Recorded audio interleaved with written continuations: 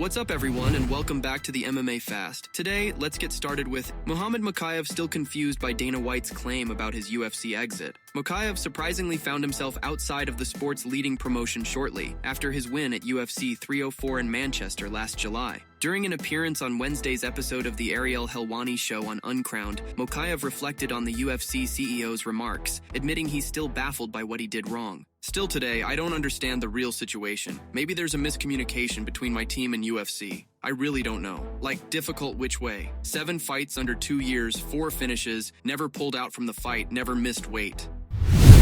Joaquin Buckley warns UFC welterweight champion Belal Muhammad against a middleweight move. Muhammad called UFC 185-pound champ Dricus du Plessis his easiest path to double champ status. Buckley, who's on a 6-fight winning streak, sees du Plessis as a bad matchup for Muhammad. He explained that the power is different at 185 pounds, which was a big reason why he opted to drop back down to welterweight. Belal Muhammad talking about he wants to move up, he could be double champ. Belal, I'm just going to warn you right now. You're not going to be able to take Buddy down. I'm just being honest with you, bro. You're not going to be able to take Buddy down, nor will you be able to knock him out with them pillow hands. No matter how much you think that, okay, I can see holes in his game. Even if you're beating up Dricus, like I said before, he's just going to keep coming and coming and coming, and he ain't going to stop. He's going to always have that constant pursuit after you, and if you don't have things that's going to hinder him or stop him in his tracks, he's going to beat you. Du Plessis is fresh off his second title defense, defeating Sean Strickland for a second time at UFC 312 earlier this month. Muhammad discussed the possibility of moving up to middleweight after lightweight champion Islam Makhachev expressed his desire to capture a second UFC belt. Muhammad and Makhachev would rather not fight each other after training together on multiple occasions, and Muhammad said he's willing to vacate his belt after a couple of title defenses. Steve Erceg explains why he's so excited to fight Brandon Moreno. UFC flyweight contender Steve Erceg has explained why he's so excited to battle it out with Brandon Moreno in his next fight. I've said it plenty of times. If I had a dream fight, it would be Moreno. And it's not just Moreno, it's Moreno in Mexico. This couldn't be a bigger event, so I'm very pumped. I don't know if I've ever been this excited for a fight, even the title. I was obviously excited that I'm fighting for a title and stuff, but you always have those nerves. Now I've gone 5 rounds. I was able to hang with the champ. I know I got knocked out in my last fight, but that's another big fight. I'm slowly accruing experience, and I'm pumped for this one. Caio Borralho calls for title eliminator against Nassourdine Imavov next. UFC middleweight contender Caio Borralho wants a fight with Nassourdine Imavov next. Appearing on the Ariel Helwani show earlier today, the 32-year-old striker discussed what could be next. There, Caio Borralho showed interest in matchups with both Nassourdine Imavov and Robert Whittaker. However, given Whittaker's recent loss, the Brazilian would much rather face Nassourdine Imavov.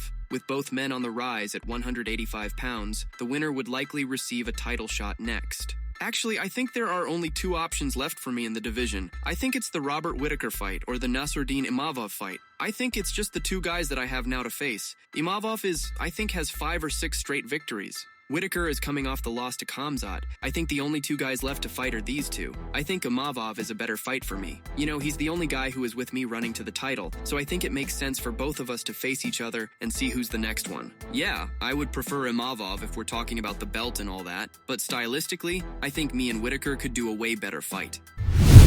Henry Cejudo teases possible return to UFC's flyweight division. Henry Cejudo has teased the idea of a return to where it all began for him, the UFC's flyweight division.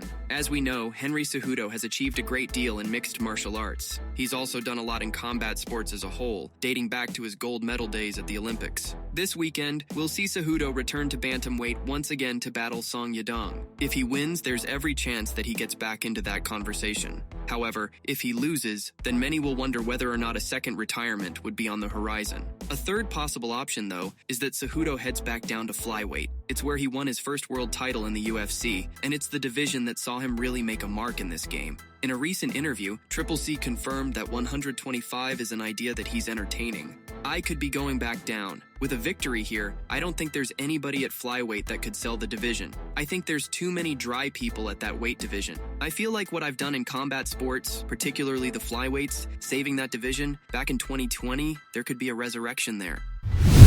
Song Yadong explains where he could have success against Merab Dvalishvili. UFC star Song Yadong has given his thoughts on where he could find success against bantamweight champion Merab Dvalishvili. As we know, Song Yadong is a top contender in the bantamweight division. While he's suffered his fair share of setbacks over the years, he's clearly an incredibly talented fighter who is more than capable of mixing it up with the very best that is available at 135 pounds. This is a great opportunity for me. He's a two-division champion, an Olympic champion. He has a big name. He's good on the microphone. He's a promoter. It's an honor to fight him. Even though he's lost 2 fights, look at who he lost to. They are champions. He's still in the top. I'm so honored to fight him. I've been training wrestling for a long time, since the UFC offered me to fight Umar. Merab has crazy cardio. It was crazy. I think a big reason why Umar lost the fight was because of his hands. He hurt his hands. He could not grapple, but it is what it is. He got rocked. So I believe if I fight him, I can knock him to sleep.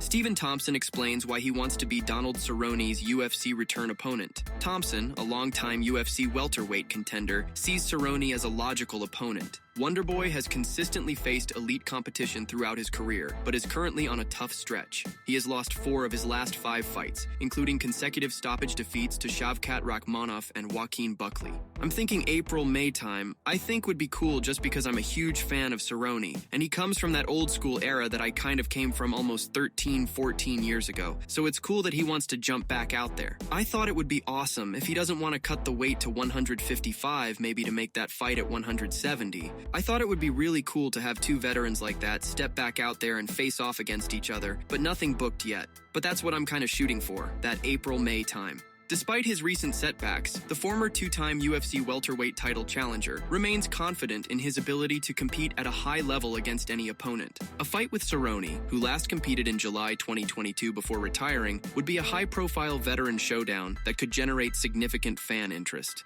With Thompson targeting a return in April or May, whether the UFC will book this potential clash of fan-favorite strikers remains to be seen. A UFC featherweight title fight is headed to Miami, but Ilia Topuria is not included. In the UFC 314 main event, Alexander Volkanovski and Diego Lopez will compete for the vacant featherweight title, the promotion announced Wednesday. The event takes place April 12th at Kaseya Center in Miami. The current title holder, Topuria, will vacate his title upon the first punch and move up to lightweight later this year, against an opponent to be announced. Topuria has felt like he's done all he can in that division, and he feels like he's cemented his legacy, and his body cannot make the weight anymore. So Topuria will be moving up to 155 pounds and will be vacating the featherweight title. As soon as the first punch is thrown in Volkanovski versus Lopez, the title is vacated. We will announce what Topuria's next fight will be when we get it done. Volkanovski aims to bounce back from consecutive knockout losses to Islam Makhachev and Topuria, respectively. He has not competed since the Topuria loss in February 2024, during which he was dethroned as the long-reigning featherweight champion. His title defense streak was halted at 5. Lopez has risen from relative unknown to title challenger in less than 2 years with the organization. Since a loss to Movsar Evloev in his short-notice debut, Lopez has won 5 fights in a row. He most recently competed in September when he defeated Brian Ortega by unanimous decision.